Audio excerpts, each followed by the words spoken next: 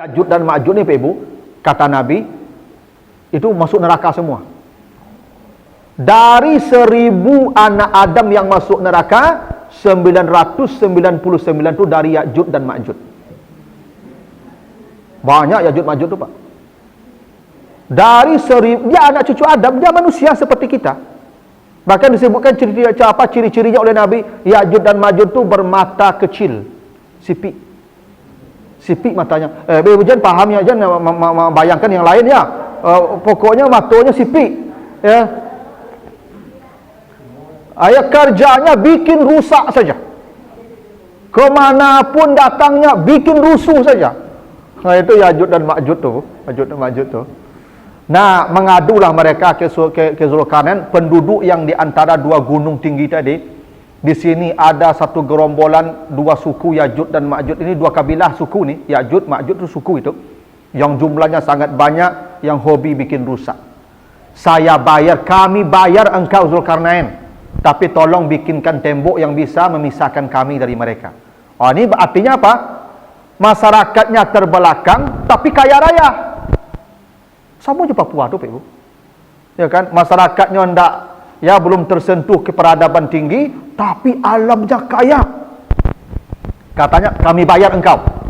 Tolong bikinkan kami tembok. Nah, apa kata Zulkarnain? Qala ma makanni fihi rabbi khairun fa'inu bi quwwatin aj'al bainakum wa bainahum radma. Maka Zulkarnain berkata, apa yang diberikan Allah kepada saya sudah cukup. Artinya, saya sudah punya kekayaan, saya sudah punya harta, itu diberikan Allah. Saya tidak perlu lagi harta kalian. Wah, ini raja yang adil nih Pak Ibu. Ya kan? Tidak mengumpulkan kekayaan saya kerja lah. Ya, nah. Ditawari kekayaan oleh rakyatnya, tidak cukup. Kerja saya melayani kalian. Ya. Bukan minta upah ke kalian. Ya, itu memang begitu ya contoh sosok pemimpin seperti Zulkarnain ni. Ya, jangan tiap turun ke daerah sibuk orang dia awak, hotelnya lah, transportnya lah, ya kan, makannya lah, ala marasai orang gara-gara dia awak apa itu. Ya dah, anda begitu tu, seorang pemimpin tu tak begitu, ya. Harusnya pemimpin tu malu ke Zulkarnain ni. Ditawari rakyatnya macam-macam fasilitas, tak mau dia. Cukup yang diberikan Allah sudah cukup. Kata Zulkarnain, fa'inuni biquwwatin. Kalau begitu, bantu saja saya dengan tenaga kalian. Saya bantu bikinkan tembok. Jadi, ya, mereka minta bantuan. Tolong bantu saya, kerja dengan tenaga saya, kita bikin tembok. Nah, ini Bapak Ibu, ini Zulkarnain, wilayahnya luas, rakyatnya banyak. Dia bisa cari bantuan ke mana-mana. Tapi Zulkarnain ketika membangun tembok raksasa itu menggunakan pekerja lokal semua. Ada import tenaga lo Pak, ada tenaga asing lo Pak. Tenaga import, ya tenaga lokal, bukan import. Makanya katanya fa'inuni biquwwatin. Bantu saya dengan tenaga kalian. Kita bikin tembok di sini, bantu saya. Ini memang pejabat-pejabat penting belajar nih Pak. Jangan tenaga-tenaga asing. Semen Padang, yang keraju ada orang Padang kan aneh itu Pak. Ya, kalau ada perusahaan, pekerjakanlah orang-orang lokal supaya tidak terjadi gejolak dan kecemburuan sosial. Itu Zulkarnain begitu. Kata Zulkarnain, atuni zubural hadid. Bawa kepada saya potongan-potongan besi. Masya Allah Pak Ibu ya. Ini gunung nih Pak. Nih, gunung. Ini tinggi gunungnya nih. Maka dionggok potongan besi di antara gunung tuh Pak. Itu baraton besinya tuh Pak. Besi dionggok setinggi gunung. Hatta iza sawa baina sadafain. Hingga besi yang dionggok tadi sudah setinggi gunung tadi. Ini dua gunung, batas dua gunung ini dionggok besi ini. Sampai setara dengan tinggi dua gunung tadi besi itu. Lalu qalan fuhu, sekarang tiup. Tiup itu maksudnya dengan api, bakar. Dimagas dicari itu Pak. Bayangkan tuh Pak, bara pengerjaannya ini Ini proyek paling besar lebih dari IKN nih Pak Ibu. Tak manga-manga IKN kalau Pak. Iku gunung dua Pak, itu kan disetarakan diungguk basi. Itu basi yang diungguk itu dibakar. Pak cara bakar Pak. Hah? Setinggi itu basi Pak, sebanyak itu pasti kan dibakar. Kalau kata Zulkarnain bakar besi ini. Hatta iza ja'alahu naran, ketika besi sudah menyala seperti api, apa katanya? Qala utuni afril alaihi kitra. Bawakan cairan tembaga kepada saya, maka saya akan siram dengan cairan tembaga. Itu basi setinggi gunung Pak, menyalo basi itu cairan tembaga. Abang mencairkan tembaga Pak. Jadi ilmu perbesian itu sudah dikuasai oleh manusia zaman itu Pak. Nah, maka besi yang menyala tadi disiram dengan cairan tembaga, dan itu besi yang paling kuat. Teknologi besi begitu Pak.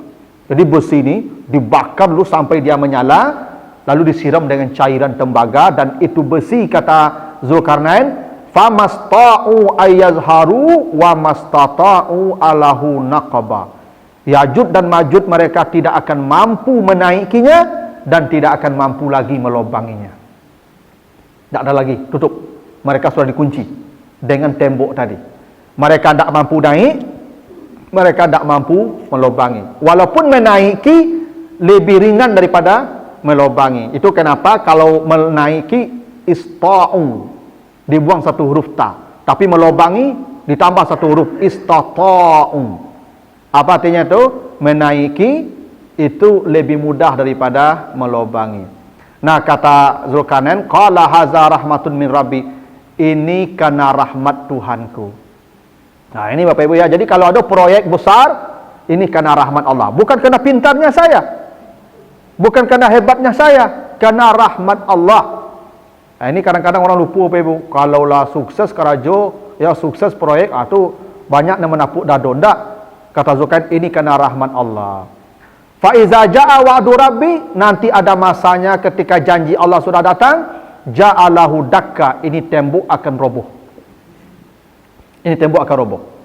Wa kana wa'du rabbi haka, ini pasti kata Zulkarnain, tembok ini pada masanya akan roboh. Karena Yajud dan Majud setiap hari selalu melobangi itu, selalu melobanginya. Nah, nanti pada masanya akan roboh. Wa tarakna ba'dahum yauma idzin yamuju fi ba'din. Pada hari itu akan keluarlah Ya'jud dan Ma'jud berbuat kerusakan yang seperti bah gelombang besar.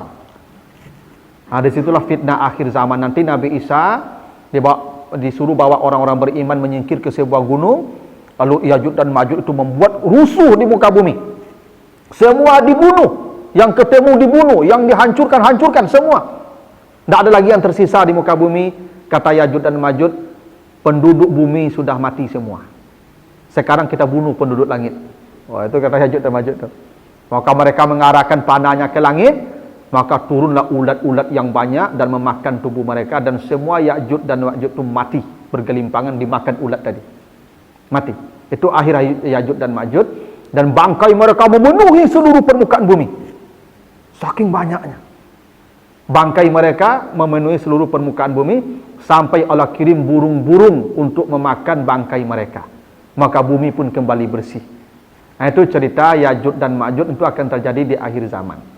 Ya, setelah tembok ini roboh kata Zulkarnain. Nah, sekarang mereka masih terkurung dalam tembok. Di mana temboknya? Wallahu a'lam. Apakah tembok Cina? Enggak, karena tembok Cina itu batu. Hanya besi. Nah, berarti bukan itu temboknya tuh. Ah, ya bebong ngiruh, kok temboknya kok kurang-kurangnya kan. Nah, begitu. Nah, intinya Zulkarnain itu raja yang adil, yang mampu menciptakan kesejahteraan, keamanan, kemakmuran dari semua rakyatnya walaupun wilayahnya sangat luas. Nah, itu cerita tentang Zulkarnain. Begitu ya. Baiklah, ada pertanyaan Ibu ya sampai sini. Nah, itulah dulu pembahasan kita. Mudah-mudahan ada manfaatnya. Lebih kurang mohon maaf. Subhanakallahumma wa bihamdika asyhadu an la ilaha illa anta astaghfiruka wa atubu ilaika.